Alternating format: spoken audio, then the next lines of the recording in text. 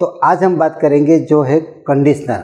नमस्कार, मैं डॉक्टर जगदीश सखिया, चीफ डर्मेटोलॉजिस्ट ऑफ सखिया स्किन क्लिनिक। ये आपको जो डेली आप यूज़ करते हैं, इसमें face wash, sunscreen, soap, shampoo, conditioner. तो आज हम बात करेंगे जो है कंडीशनर, क्योंकि काफ़ी लोगों को ये पता नहीं होता कि कंडीशनर कब यूज़ करें, क्यों यूज़ करें, कितना क्वांटिटी होना चाहिए, शैम्पू के अंदर कंडीशनर होना चाहिए कि सेपरेट होना चाहिए, लिव इन कंडीशनर होना चाहिए। तो आज हम सब बाबत का आज डिस्कशन करेंगे। तो कंडीशनर में इंग्रेडिएंट क्या होता है वो जानना जरूरी है। ये कंडीशनर हम क्यों यूज़ करें, स्किन में कैसे मॉइस्चराइजिंग क्रीम लगाते हैं, वैसे ये हेयर का मॉइस्चराइजिंग पार्ट है। क्योंकि काफ़ी चीज़ शैम्पू, हर्ष केमिकल, काफ़ी पार्लर में जो हेयर की ट्रीटमेंट होती है, आयरनिंग होता है और स्ट्रेटनिंग होता है, इवन कर्लिंग होता है। तो इससे क्या बाल का जो स्ट्रक्चर होता है ना, वो बाल का जो क्यूटिकल वो डैमेज होता है। तो इसको रिपेयरिंग भी चाहिए। वैसे हमारे फीट में, स्किन में कैसे ड्राइनेस आता है, क्रैक होता है, तो हम कैसे मॉइस्चराइजिंग लगाते हैं, वैसे हेयर को भी ज़रूरत है। एक शैम्पू जो होता है वो क्लिनजिंग का काम, साफ सफाई का काम, जैसे हम सोप यूज़ करते हैं। और ये जो कंडीशनर होता है वो हेयर का मॉइस्चराइजिंग है। तो आज हम देखें कि जो हेयर का जो कंडीशनर होता है, इसमें इंग्रेडिएंट क्या होता है। जो कॉमन इंग्रेडिएंट है जो कंडीशनर में होता है वो फैटी एसिड आता है, जो बोलते हैं कि सॉफ्टनर बोलता है। इसके साथ ग्लिसरॉल होता है, प्रोपिलीन ग्लाइकोल होता है, पेंथोनोल होता है, इरिथ्रोटोल होता है, सोडियम पीसीए, हाइलोरिक एसिड होता है, एलोवेरा होता है, जोजोबा, विटामिन्स B5, सॉर्बिट्रोल, फ्रुक्टोज, काफ़ी जो फ्रेग्रेंस वाला भी पार्ट होता है, इसमें कलर वाला भी पार्ट होता है, रिपेयरिंग वाला पार्ट होता है। तो पूरा लिस्ट है। तो मैंने बताया मोटे मोटे तौर पर ये कंडीशनर होता है। 5-6 जितना कंडीशनर मार्केट में अवेलेबल है।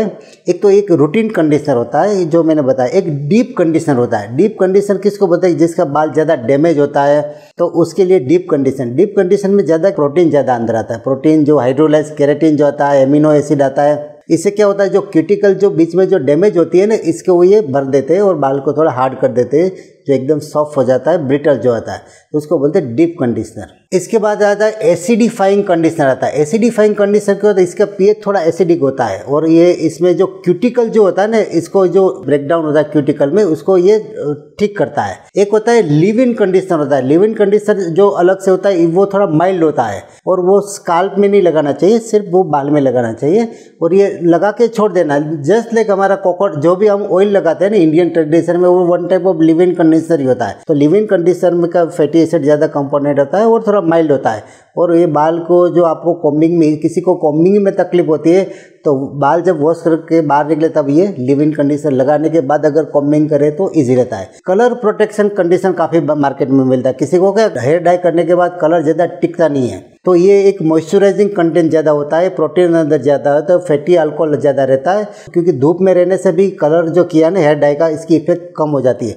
तो इसमें सन प्रोटेक्टिव फैक्टर भी ये कंडीशनर में आता है। तो ये लॉस ऑफ कलर जो जल्दी चले जाते हैं, इसमें वो फ़ायदा करता है। एक थर्मल प्रोटेक्टिंग कंडीशनर जो आता है, तो इसमें मेनली डाइमेथिकोन होता है। और ये क्या हीट की वजह से जो पार्लर की प्रोसीजर के बाद, स्ट्रेटनिंग के बाद, जो बोलते हैं आयरन के बाद, बाल तो प्रोटीन है, 90% बाल प्रोटीन से बनता है। तो प्रोटीन जो होता है डीनेचर होता है। तो ये जो थर्मल जो प्रोटेक्शन वाला जो कंडीशनर है ना, इससे रिपेयरिंग में फ़ायदा मिलता है और बाल को थोड़ा हार्ड करता है। तो अब आपको पता चला होगा कि कंडीशनर हमें कौन सा चूज़ करना चाहिए, आपके बाल की कंडीशन क्या है, आपके स्काल्प की कंडीशन क्या है। और जब भी आप मेडिकेटेड शैम्पू करें, इसके बाद तुरंत कंडीशनर करना ज़रूरी है। तो वीक में 1 और 2 बार कंडीशनर करना ज़रूरी है। अगर आपकी स्काल्प एकदम ऑयली है और सर में फुंसी बनती है, तो आपको कंडीशनर यूज़ नहीं करना चाहिए। आपको सिर्फ मेडिकेटेड शैम्पू करना चाहिए और फिर आपको डर्मेटोलॉजी एडवाइस से कंडीशनर चूज़ करना चाहिए। और जो माइल्ड कंडीशन आता है वो यूज़ करना चाहिए। काफ़ी इंटेंस जो कंडीशनर होता है, एकदम थिक होता है, वो ऑक्लूसिव लेयर बना देता है।